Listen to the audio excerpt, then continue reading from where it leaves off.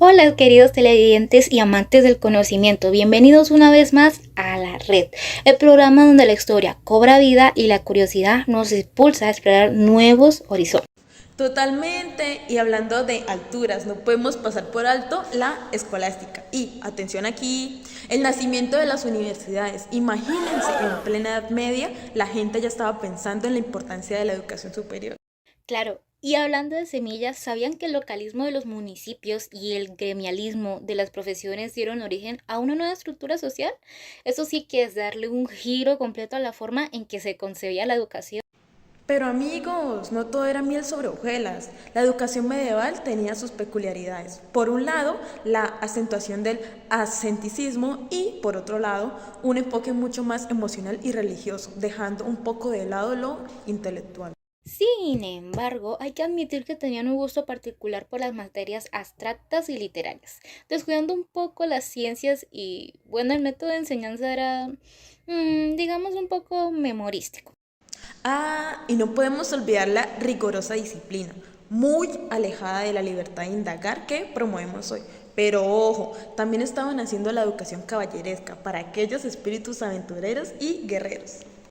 Así es, amigos de la red. La Edad Media fue un caldero hirviente de cambios sociales y culturales y educativo que, sin duda, sentaron las bases de lo que hoy conocemos como educación.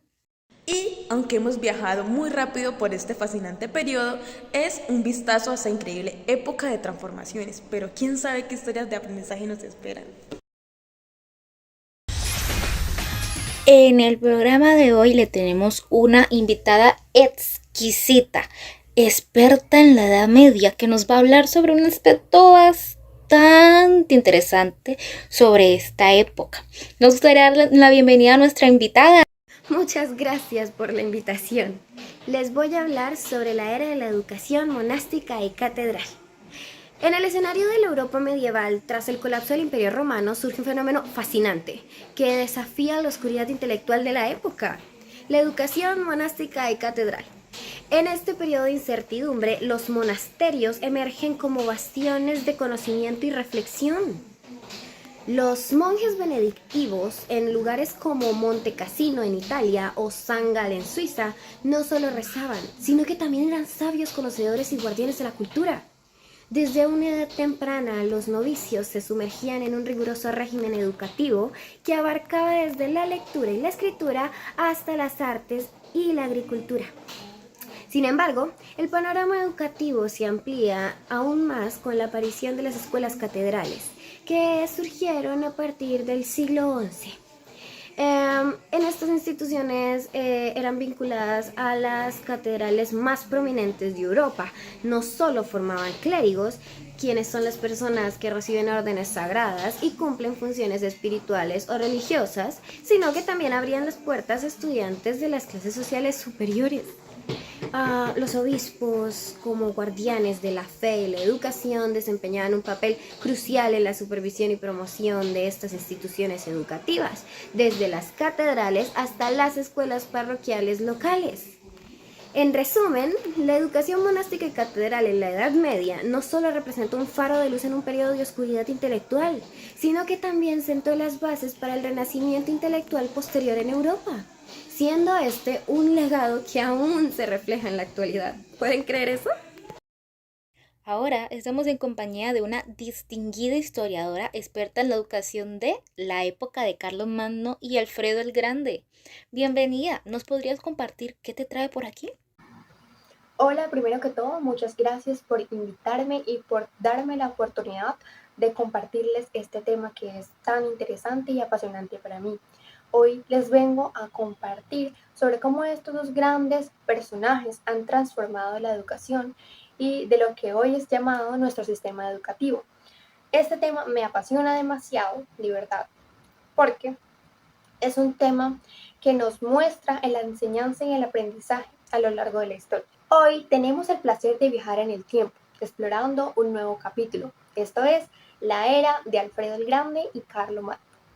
Un momento en el que Europa emergía de lo que muchos hoy consideran los años más oscuros de la Edad Media.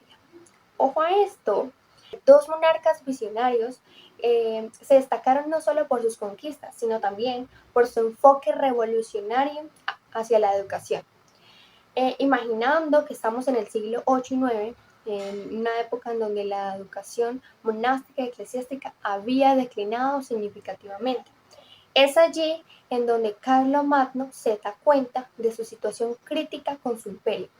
Entonces él dice, vamos a crear una escuela palatina. Entonces él estableció su propia escuela palatina dentro de su corte, pero esta escuela no era una escuela ordinaria, era una escuela humilde para su propia familia, incluso para su propio aprendizaje y para los del servicio eclesiástico y estatal. Pero esperen, Alfredo el Grande, él se inspiró en Carlomagno. Entonces él quiso también establecer su propia escuela palatina, con la esperanza de que cada niño de Inglaterra tuviese la oportunidad de aprender a leer y a escribir en inglés. ¿Por qué en inglés? Porque Alfredo el Grande fue más allá y pudo traducir obras clásicas de latín al inglés. Sin embargo, Carlomagno tampoco se quedó atrás. Él quería reformar su educación en todo su imperio.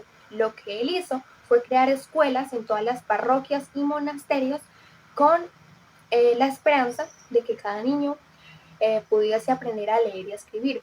Sin embargo, esta visión estatal de la educación no se pudo continuar consistentemente debido a su muerte, pero él sembró las semillas de lo que eventualmente se convertiría en la educación pública moderna. Ok. Ahora yo quiero hablarles de un aspecto de la Edad Media y esta es la educación caballeresca. En un tiempo donde las condiciones sociales y políticas daban lugar a una élite guerrera, surgía una figura emblemática. Este era el caballero. Este noble guerrero se distinguía por su destreza en la guerra y su compromiso con el servicio a la realeza y al Estado. Estos hombres eran valientes, honorables y fieles.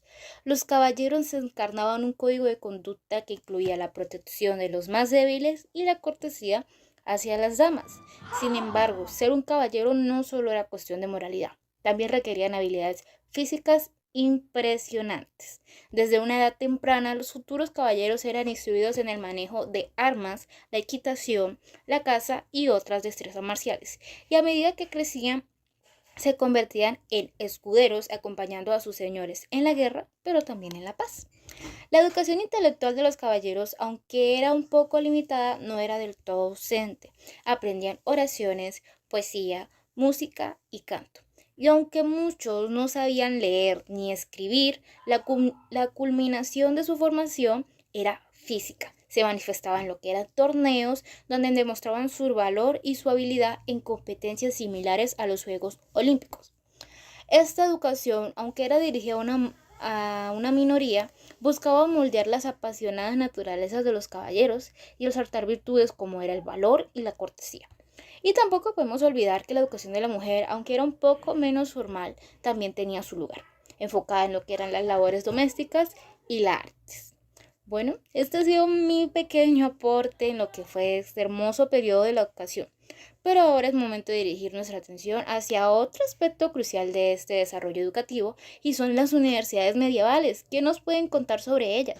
Las universidades, estas instituciones que hoy en día son conocidas como los pilares de la educación superior, surgieron en el siglo XII en medio de la efervescencia intelectual europea. ¿Cómo se manifestaron?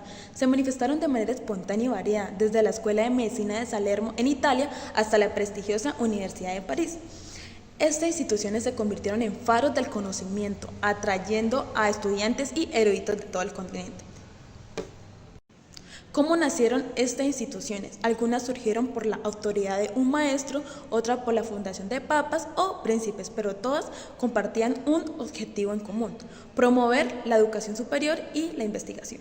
Con el tiempo, las universidades se organizaron en torno a facultades y naciones, agrupando a estudiantes de diversos países y disciplinas, donde surgieron centros de aprendizaje como los colegios universitarios, que no solo brindaban hospedaje, sino que se convirtieron en verdaderos centros de educación. La enseñanza en estas instituciones se basaba en la lectura, la discusión y el análisis de textos, predominando el método silogístico y la filosofía escolástica. Su influencia tanto política como cultural fue enorme, siendo un punto de referencia tanto para reyes como para papas. Sin embargo, con el advenimiento del Renacimiento, las universidades comenzaron a declinar, aferrándose a tradiciones escolásticas y resistiéndose a las nuevas ciencias. Ha sido un placer compartir este gran tema con ustedes. Las universidades medievales son un testimonio del insaciable deseo humano del conocimiento y el aprendizaje. Muchas gracias. Hola amigos míos, imagínense que en la Edad Media surge una nueva clase social urbana compuesta por los comerciantes y artesanos, los cuales estaban en los burgos o ciudades organizados en gremios. Y ustedes se preguntarán, ¿qué son los gremios? Pues son un conjunto de personas que tienen el mismo oficio o profesión. Estos gremios y las propias ciudades establecieron escuelas, dando origen a una forma distinta de educación secular. Además, la educación gremial tenía un enfoque profesional donde los aprendices comenzaban su formación trabajando con un maestro de la profesión desde una edad temprana, aprendiendo tanto el oficio como los aspectos básicos de la educación general. Otro dato importante es que tras completar su aprendizaje, los jóvenes adquirían el título oficial y podían trabajar en el oficio, mientras que algunos podían alcanzar el grado de maestro después de un examen. Y les tengo otro chisme, en la educación municipal las ciudades también crearon escuelas municipales independientes de las eclesiásticas, centradas en una formación más práctica, pero también incluyendo materias humanistas como la literatura, geografía e historia. Y esto es muy interesante, ya que estas escuelas municipales enseñaban el idioma vernáculo, o sea, en el idioma nativo, y eran dirigidas por rectores o directivos designados por los alcaldes, quienes seleccionaban a los maestros. Y les cuento otra cosa, la enseñanza se centraba en la lectura, escritura, cálculo y doctrina cristiana, con los maestros a menudo siendo itinerantes al principio, aunque con el tiempo adquirieron mayor estabilidad y reconocimiento.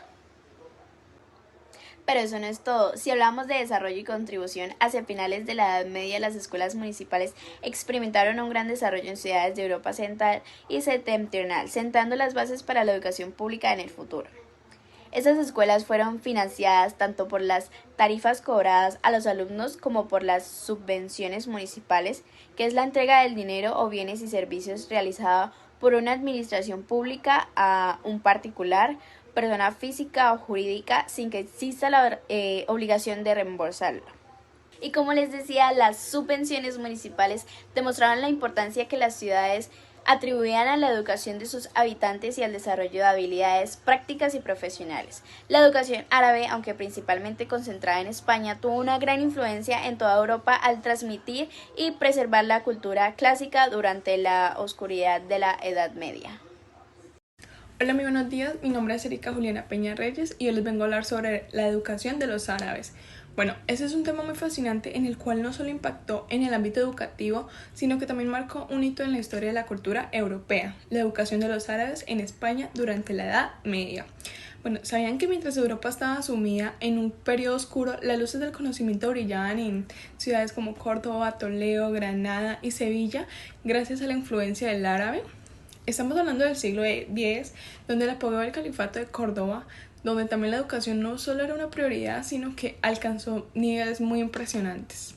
Los árabes no solo fueron los estudiosos de la cultura clásica, sino que también fueron pioneros en la educación de la mujer. Sí, como escucharon bien, las niñas no solo eran las que recibían las niñas recibían la misma introducción que los niños, y muchas destacaron en campos como la literatura y la medicina. Imagínense, mientras en Europa apenas se podía encontrar un rincón con cultura, en España multiplicaban las escuelas, bibliotecas y palacios donde floreciera el saber. Y no podemos también olvidar la colaboración multicultural, donde los judíos también jugaron un papel muy importante en la difusión del conocimiento filosófico y científico. En resumen, durante esta época las ciudades españolas eran como faro de conocimientos que crecían en medio de la oscuridad. ¿No es asombroso? La historia siempre tiene una sorpresa para nosotros, incluso en el ámbito educativo.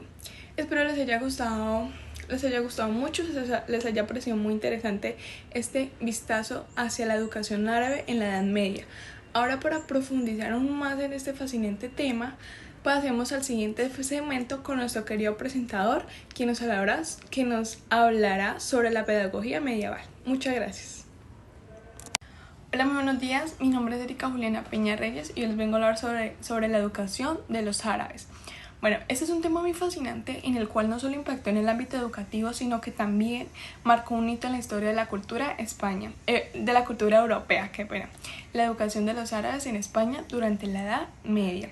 ¿Sabían que mientras Europa estaba sumida en un periodo oscuro, las luces del conocimiento brillaban en ciudades como Córdoba, Toledo, Granada y Sevilla gracias a la influencia del árabe? Estamos hablando del siglo X, donde el apogeo del califato de Córdoba, donde la educación no solo era una prioridad, sino que alcanzó niveles muy impresionantes. Los árabes no solo fueron los custodiosos de la cultura clásica, sino que también fueron pioneros en la educación de la mujer. Sí, como escucharon bien, las niñas también recibían la misma introducción que los niños y también se destacaron en muchos campos. Como la literatura y la medicina. Imagínense, mientras en Europa apenas se podía encontrar un rincón de cultura, en España multiplicaban las escuelas, las bibliotecas, los palacios donde florecía el saber. Y no podemos también olvidar la colaboración multicultural donde los judíos también jugaron un papel importante en la difusión del conocimiento científico y filosófico. En resumen, durante esa época, las ciudades españolas no solo eran como faros de conocimientos en medio de la oscuridad. ¿No es asombroso? La historia siempre tiene sorpresas para nosotros, incluso en el ámbito educativo.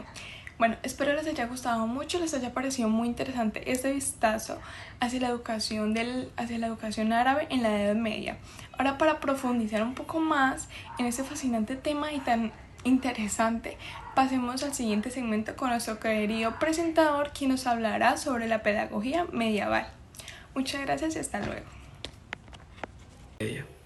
Comencemos por los educadores más destacados de los primeros siglos. ¿Han escuchado hablar sobre Casiodoro? Bueno, este monje tan importante marcó pauta en la educación monástica con sus obras sobre las artes liberales. ¡Qué talento! ¿Y qué decir de San Isidoro, autor de las famosas etimologías, que fueron fundamentales en la educación de la Edad Media? Un verdadero genio. Y claro que no podemos olvidar a Beda, el venerable, quien recolectó la cultura inglesa y contribuyó enormemente al renacimiento cultural. Sí que era venerable. También podemos hablar de Alcuino, el ministro de Carlomagno. Sistematizó las artes liberales como nadie más pudo. Sí que era muy bueno. ¿Y qué tal el Rábano Mauro? Desarrolló una muy buena actividad cultural y educativa en su monasterio, una inspiración para todos. Y para finalizar, este grupo tan importante es Scotus Erígena, precursor de la escolástica, enfatizando el valor del griego y la filosofía en la educación. Bueno, ahora sí, pasemos a la segunda parte de la educación en la Edad Media.